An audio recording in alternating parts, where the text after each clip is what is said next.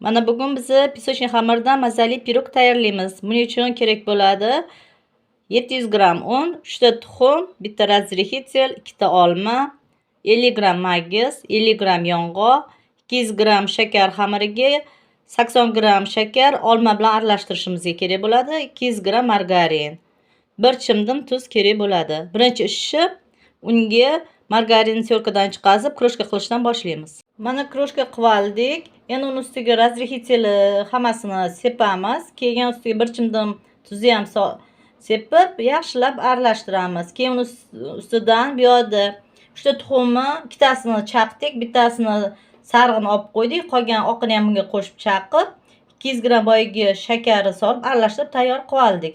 Endi hozir buni xamirimizning ustiga buni quyib, xamir holatiga keltiramiz. Mana xamirimiz mayin yumshoqqina xamir bo'ldi. Buni ustiga endi strech qilib, xalnikka qo'yib qo'yamiz.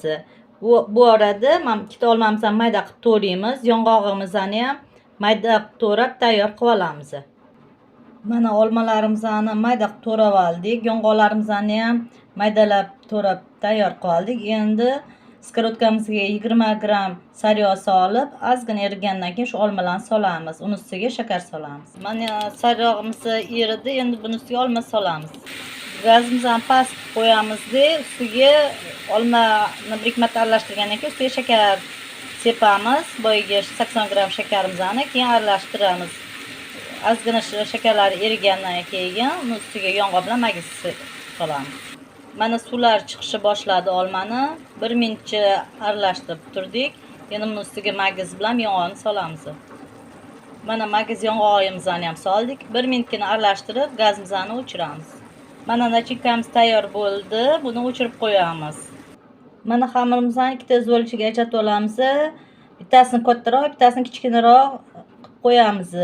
Dumalolab, katta zo'lamizni listga mo'ljallab yoyib olamiz.